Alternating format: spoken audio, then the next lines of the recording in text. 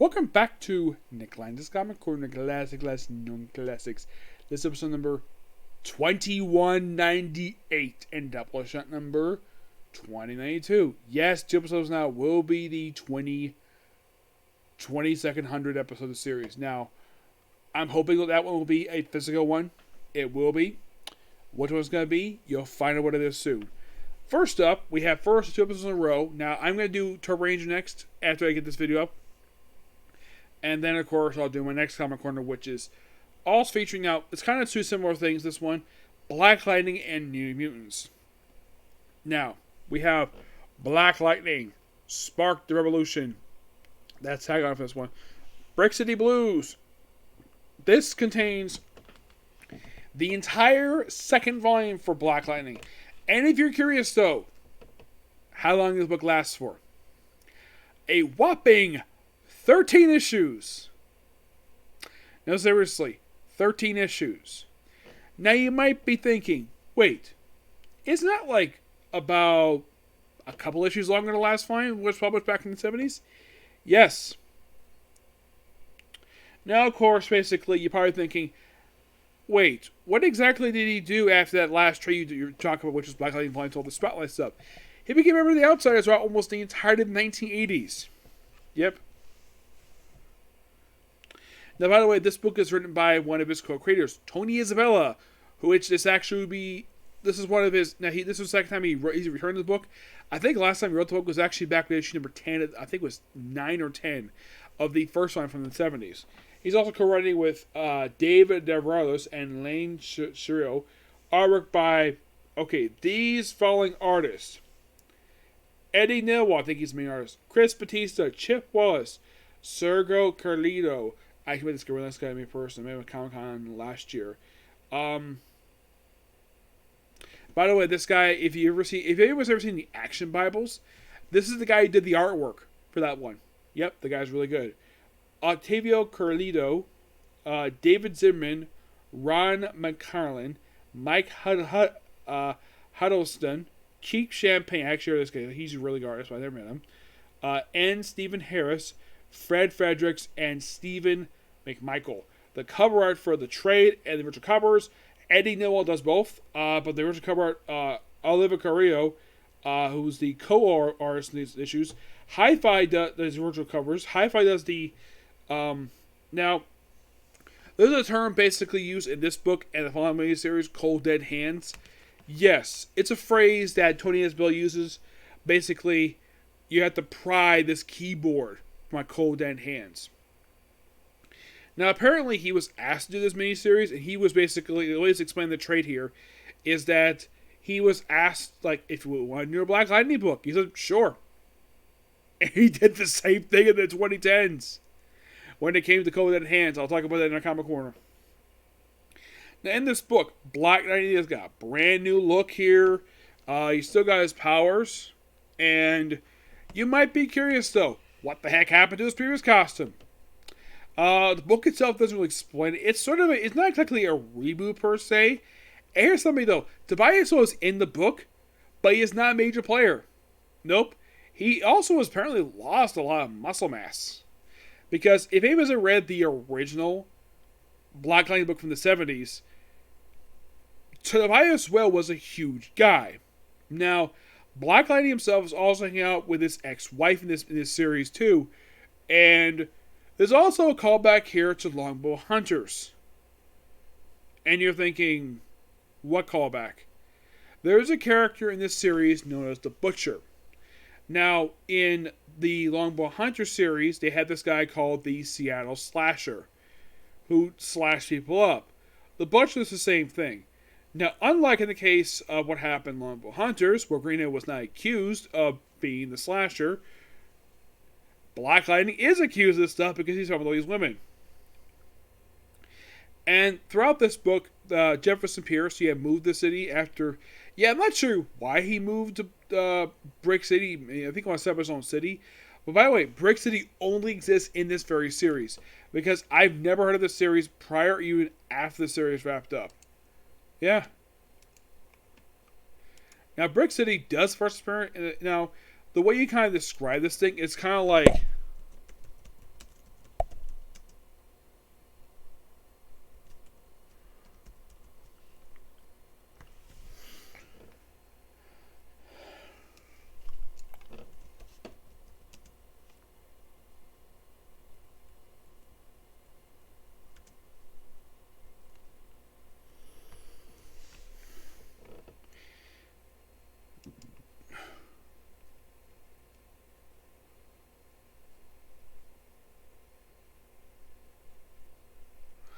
I mean, you could say it's similar to that of Chicago, but here's the thing about this city. It well, according to this, it only exists only in this volume only, and apparently it did show up for Cold Dead Hands, which I'll discuss in another review. And the other side of the DC universe is also show up in DC Bash.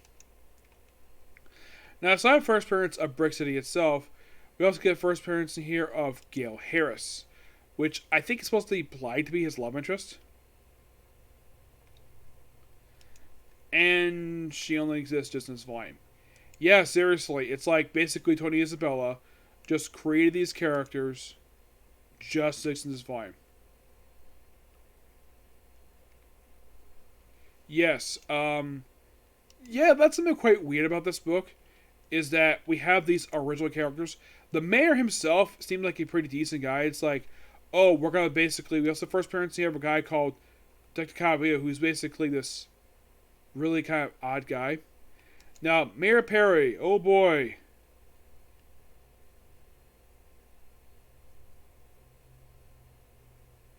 He's a guy who hates vigilantes. And you're thinking, wow, sounds a lot like, oh, I don't know, Jameson. It's like Tony Isabella basically made a politician version of Jameson. We also have this guy called Painkiller, who pops up in issue 2. He's around for a few issues and gets killed off. Let me show what the guy looks like here. First, let me see Black Lightning in action, his artwork. Yep, this is the attire that he wears. Not sure why that Tony Isabella type of idea they changed the attire for. Yeah, there's nothing really wrong with it per se. It's just that it just seems kind of odd. It seems like the first issue was kind of establishing new status quo with the book, and then we're introduced to Painkiller, one of the first villains of this book. Yes, here he is, Painkiller. Yes, it's like basically, I'm not sure why Tony Isabella created this guy for. It's like, what's the point of this guy? Maybe it's from Painkiller drugs. I have no idea of the reason why in the world. There's also a lot of gang war stuff in this book. Excuse me. And there's also stuff in here with, well, in the case of other characters, well, after issue 4, Painkiller is gone. Yep. Painkiller is done. They pretty much in the way get rid of him. Tommy Calvillo is pretty much appearing for almost in this entire book. Yeah, mostly. And we also get mentions in here what happened in Death of Superman. Stuff for the Outsiders. Yeah, it's almost like in the case of issue 5, it's kind of like catching up exactly what happened with basically Black Lightning, how it got here. Oh yeah, and several points in this book, the police of Brick City tried to arrest Black Lightning multiple times because he's a vigilante. He's accused of a crime. All because he basically is doing something they should be doing. Yep. Yeah, there's all solutions here of Batman. Yeah, apparently it's revealed that the whole thing of him going to the city was by a suggestion of Batman. Just basically something new. Yep. Yeah, and of course, basically at one point later on in the series, and Pierce does not like this at all, he gets transferred to downtown because of his connections. The guy is a well-respected figure, and, well, yep, Anthony did with the flashbacks. We see him basically looks like he wears his old 70s attire, and then apparently, like, as up with with the Outsiders, which I do appreciate the fact they actually reference the Outsiders, and the reference today basically when Superman fought Doomsday in the classic Death of Superman storyline. It's a really good issue. It's a bit of a catching up, basically, with Black Lightning. And then for the next issue, like, after all that, basically good storytelling, then for the next issue, we introduce a brand new character. Gangbuster. Well, he kind of first appeared in the issue number. He actually was a character who appeared in Superman.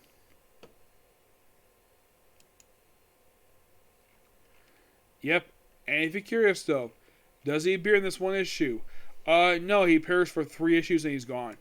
Is he dead? No, he's still very much alive in DC Universe. He just a vigilante, helps out, well, Black Lightning for a few issues. And then by, I think it's issue 9.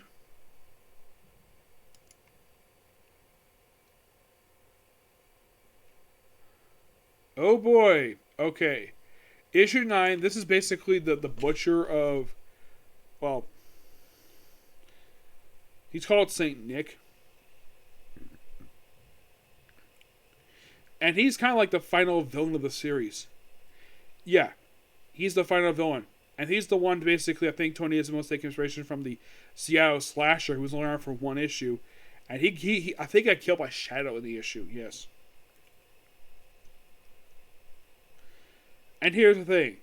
With the exception of like one cop, a lot of the cops basically obviously think Black Lightning is the killer because he is there. It's like the way Tony Isabel writes the cops this series, a lot of them got tunnel vision. And at one point, they open fire on him. For no reason. No, seriously. Oh, look. Here's Tobias Whale making a quick cameo. Yes. A character who was the main villain of the original series. Here, he's just a non-factor.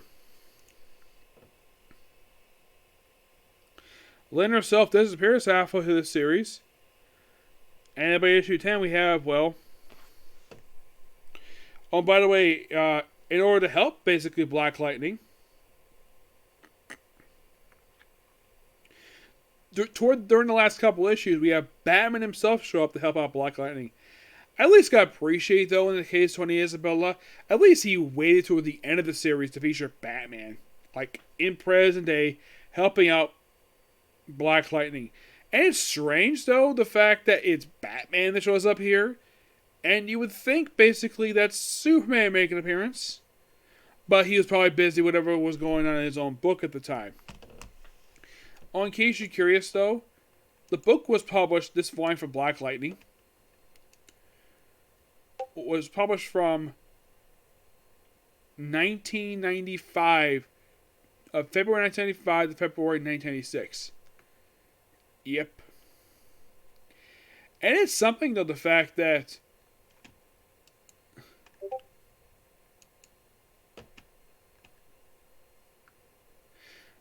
he just appears in this book, that he has this book anyways. Yes, have you ever heard of a character who had just 2 volumes of a series and they all were really short? Like, if you think about it, combined with the year 1.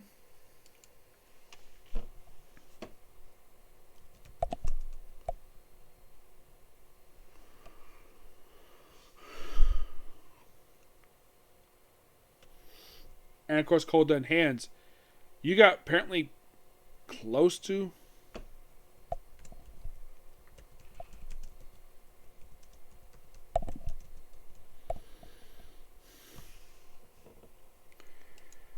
Yeah. Yeah, and basically, if you want to figure out what this Saint Nick guy looks like, that's him. A guy with this hood on, who's like a male dominatrix, and he likes slash-up ladies. Yep. Or one lady, he's apparently stripped down to her underwear, and he's like waving his knife around, looks like he's about to choke.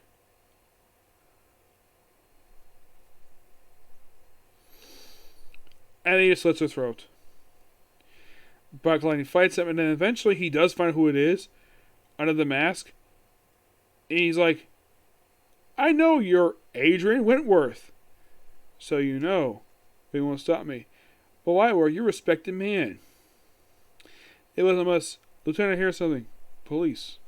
Yep, so yeah, Black Lightning knows who the slasher is. And he's given basically the knife in his hand. And the police try to arrest him in the spot. Oh yeah, I thought basically Tony Isabella writes his own book. He doesn't. Nope, he doesn't. Tony Isabella leaves his book. And if you're curious, what was the book he left with? Issue 9. Yes, he left with issue 9. Excuse me. Not sure why he left for. Though he was doing David Doradus. He himself would basically take up his slack for pretty much the rest of the series. Yeah, I'm not really I'm still curious, though, of why in the world they decided to have this guy take over the book for. Yeah, it's just weird.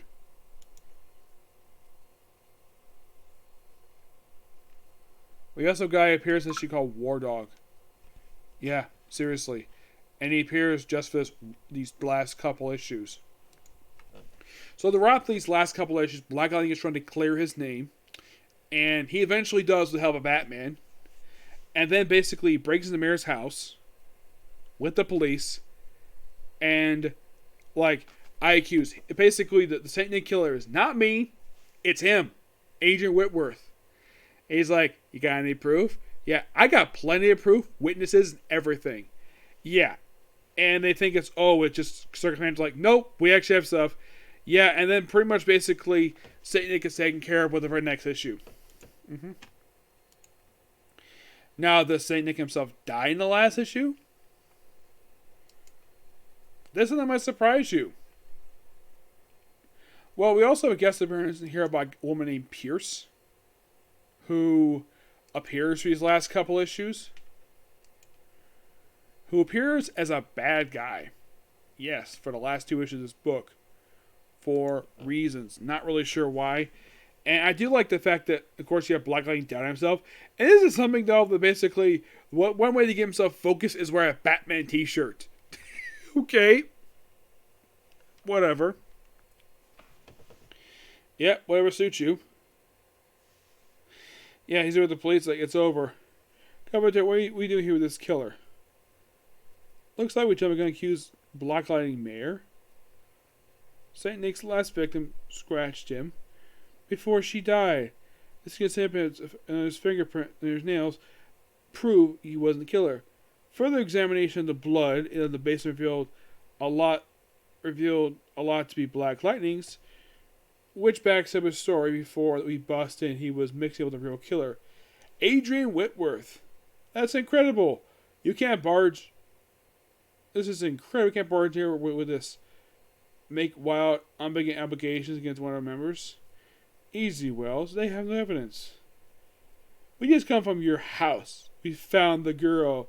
He's like, no. Yeah, and he takes him to her house like, what the? Alright, all of you, stay back or I swear I'll rip Hauser's head from his shoulder. Can I, for God's sake, do something? Yep, and then he's basically taking it down. Like, temper. So you don't feel pain, you don't feel bruised without a scar. Even you gotta breathe. And he's arrested. You think Batman himself, and it's like, oh yeah, it's my city.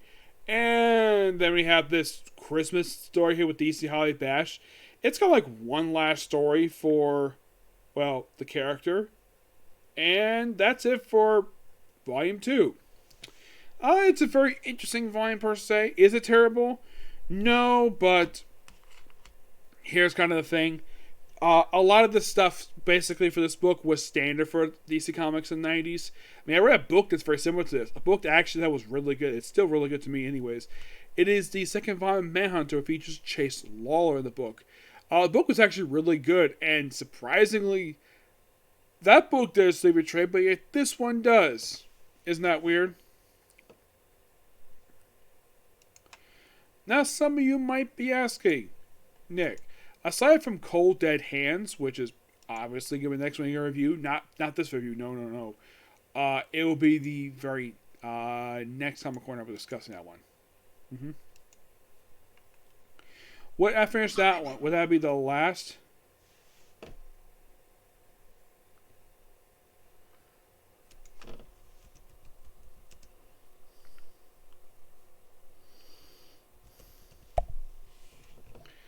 Would that be the last of the Black Lightning trades, you might be asking? I believe so. Mm-hmm. Yes, I believe this will be the official last one. And I have to be right back before I discuss my next video. Well, I had to cut my mom with something. I'll be back for part 2 of this thing. Unexpectedly, but next part will be New Mutants.